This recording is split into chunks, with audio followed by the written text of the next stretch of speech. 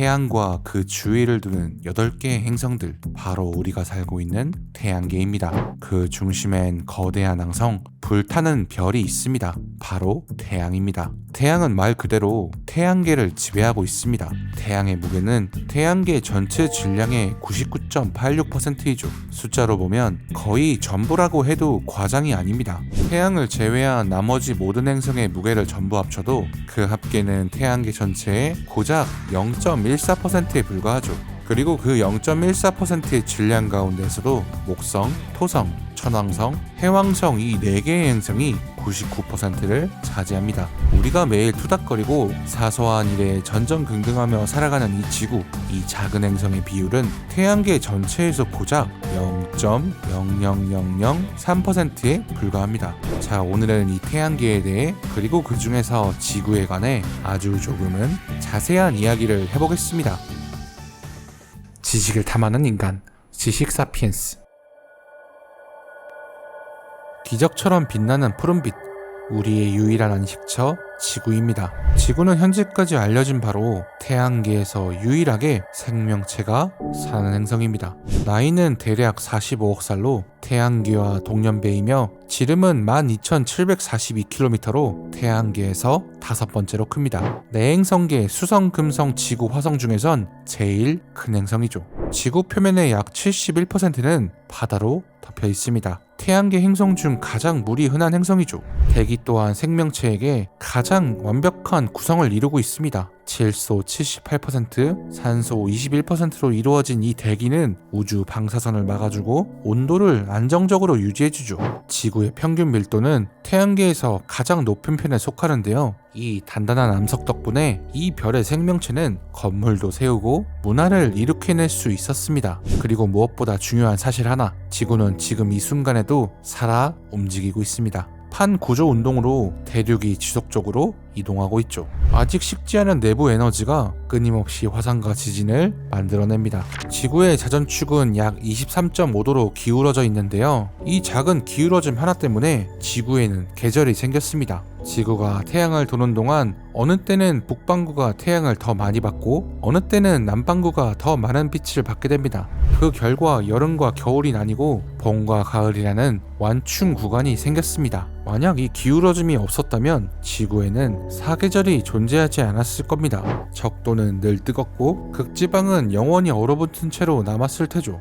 이 모든 조건이 동시에 충족된 행성, 지금까지 우리가 알고 있는 한 지구가 유일합니다. 우주적 기적, 지구. 우리는 이 행성에서 태어나 매일 숨을 쉬고 있어서 잘 모르지만 우주에서 지구 같은 행성이 나타나는 게 얼마나 희박한 확률일까요? AI에게 그 확률을 계산해달라고 했는데 다음과 같은 답변을 받았습니다. 요약하자면 확률이 너무 작아서 어림 짐작조차 불가능하다. 확률이라는 말조차 무의미해진다. 네, 우리 모두는 그렇게 말도 안 되는 확률의 별에서 태어난 생명입니다. 자, 그럼 어떤 부분이 그렇게 기적적이라는 걸까요? 지구가 기적적인 이유 첫 번째는 바로 위치입니다. 태양에서 너무 가까워 물이 증발하지도 너무 멀어 얼어붙지도 않는 절묘한 거리. 과학자들은 이를 골디락스 존, 즉 생명체가 살기 딱 좋은 영역이라고 부릅니다. 지구는 태양에서 약 1억 5천만 킬로미터 떨어져 있는데요. 빛의 속도로 8분 20초 정도 걸리는 거리죠. 하지만 이 거리의 단 1% 정도만 태양과 가까웠다면 지구는 금성처럼 불지옥이 되었을 것이고 1%만 멀었다면 거대한 얼음덩어리가 되었을 것입니다. 하지만 위치만 좋다고 살 수 있는 건 아닙니다. 왜냐하면 태양은 끊임없이 치명적인 방사능과 태양풍을 쏟아붓고 있거든요. 이 공격 앞에서 지구가 무너지지 않는 이유는 바로 보이지 않는 방패 덕분입니다. 지구 깊은 곳 녹아있는 핵이 만들어내는 강력한 자기장. 이 거대한 자기장은 태양풍을 튕겨내는 보호막이 됩니다. 여기에 적당한 두께의 대기층까지 더해져 우리는 우주가 퍼붓는 폭격 속에서도 아무 일 없다는 듯 선탠을 즐길 수 있습니다. 또 이 적당한 위치, 자기장 보호막 덕분에 지구는 물의 행성이 될 수 있었습니다. 사실 우주에 물, H2O 자체는 굉장히 아주 흔합니다. 하지만 대부분은 꽁꽁 얼어붙은 얼음이거나 뜨겁게 달궈진 수증기 형태죠. 지표면에 출렁이는 액체 상태의 바다를 가진 곳은 현재까지 관측된 바론 지구가 유일합니다. 또 액체 상태의 물은 생명을 잉태시키기 위한 필수 조건이고요. 자, 그렇다면 여기서 한 가지 궁금한 점은 물은 왜 생명의 근원일까요? 외계 생명체를 찾을 때 왜 그토록 물의 흔적에 집착하는 걸까요? 그 이유는 바로 물은 최고의 완벽한 용매이기 때문입니다. 용매는 다른 물질을 녹여서 균일하게 섞이게 만드는 물질인데요. 생명은 끊임없는 화학 반응의 연속입니다. 에너지를 만들고 세포를 복제하려면 영양분과 미네랄이 필요한데 물은 이를 녹여서 운반하기에 가장 완벽한 용매라는 거죠. 물론 어떤 면에선 이런 물의 성질에 맞춰 생명이 태어난 것이지 물 자체가 특별한 건 아니다 라고 할 수 있습니다. 광활한 우주 어딘가에는 물이 아닌 다른 액체 혹은 트랜스포머 로봇처럼 고체를 기반으로 한 생명체가 있을지도 모릅니다. 하지만 이는 한 가지 확실한 물리 법칙에 위배됩니다. 바로 우주는 언제나 최소 에너지의 법칙에 따라 움직인다는 사실이죠. 이게 무슨 말일까요? 자연은 무언가를 만들 때 가장 흔하고 가장 효율적이며 가장 에너지가 적게 드는 길을 선택합니다. 사실 물은 말씀드렸듯이 우주에서 수소 다음으로 흔한 산소가 결합해 만들어진 아주 구하기 쉬운 물질입니다. 게다가 물은 우주 최고의 용매라는 압도적인 성능까지 갖추고 있죠. 우주 어디에나 널려있고 성능까지 완벽한 이 물이라는 정답을 놔두고 자연이 굳이 구하기 어렵고 비효율적인 다른 물질을 선택해 생명체로 진화했을 가능성은 매우 희박합니다.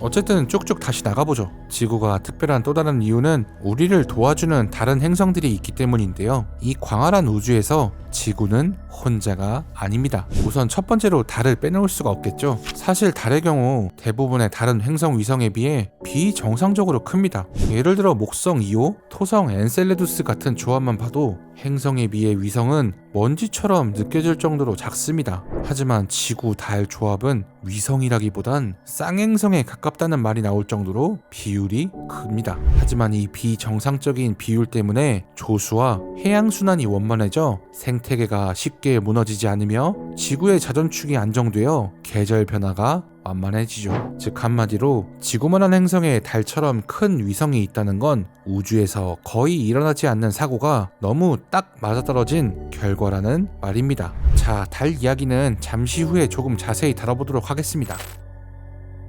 조금 더 멀리에는 목성이 있습니다. 태양계의 거대한 형님 같은 존재죠. 압도적인 중력으로 지구를 향해 날아오는 수많은 운석들을 대신 끌어당겨 흡수합니다. 보이지 않는 곳에서 지구를 지켜주는 보디가드 역할을 하고 있죠. 만약 목성이 제자리에 없었다면 지구는 수천만 년마다 한 번씩 겪는 대멸종급 충돌을 매년 견뎌야 했을지도 모릅니다. 자, 지금까지 지구가 이렇게 특별한 가장 대표적인 이야기를 몇 가지 해봤는데요. 물론 어떤 면에서는 이렇게 말할 수도 있습니다. 이런 완벽한 환경이 우연히 만들어졌기에 생명이 태어난 것이지 지구가 특별해서 생명이 태어난 것은 아니라고 말입니다. 아주 정확히 맞는 말입니다. 지구에 생명이 넘치는 이유는 우주에 널린 수많은 물리 법칙과 확률이 겹치고 겹쳐 만들어낸 필연적인 결과일 뿐이죠. 하지만 확실한 사실이 한 가지 있습니다. 우주적인 관점에서 지구는 그저 수조 개의 행성 중 하나인 원 오브 댐일지도 모릅니다. 하지만 우리에게만큼은 이 푸른 점이 세상 그 무엇과도 바꿀 수 없는 너무나 특별하고 소중한 존재라는 것입니다. 지구의 영원한 파트너, 달.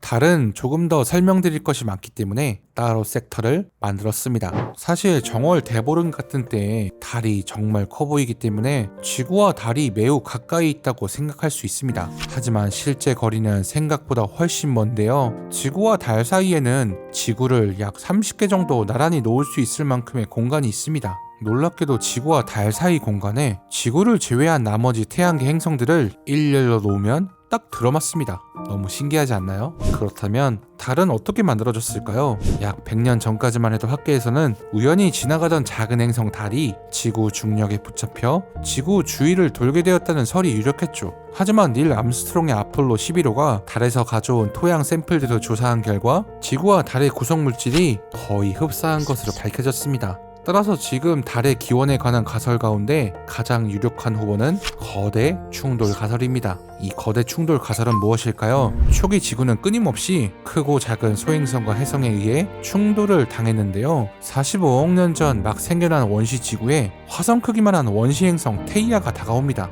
테이아는 엄청난 속도로 지구에 부딪혔고 두 행성 모두 형체를 알아볼 수 없을 정도로 박살이 났습니다. 지구는 모든 것이 녹아버린 액체 상태였지만 충분한 질량과 중력을 가지고 있었기에 마치 영화 터미네이터의 액체 금속 로봇처럼 흩어진 파편들을 흡수해 금방 원상태를 회복합니다. 충돌로 떨어져 나간 덩어리 중 큰 부분은 다시 모습을 되찾은 지구에 이끌려 흡수되었지만 작은 부분은 지구에서 더 멀리 떨어져 나가 다시는 지구로 돌아오지 못합니다. 이 작은 덩어리는 지구에 흡수되지도 않고 아예 지구를 떠나지도 못한 채 지금까지 수십억 년 동안 우리 주위를 뱅글뱅글 도는 달이 되었습니다.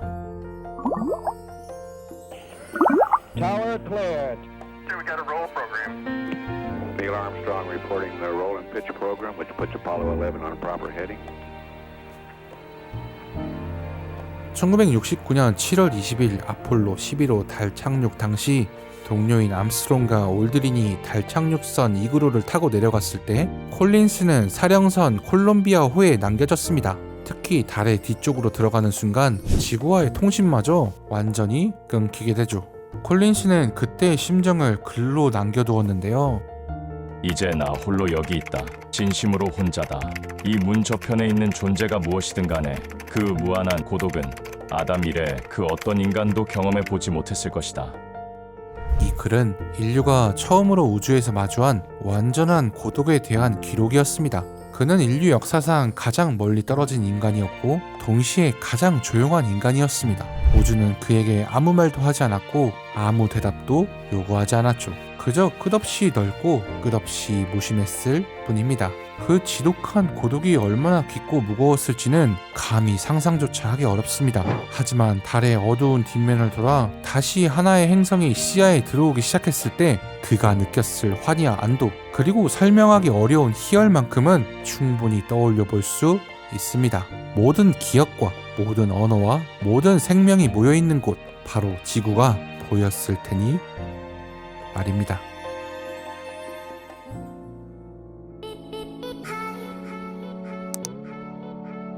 지식을 탐하는 인간, 지식 사피엔스.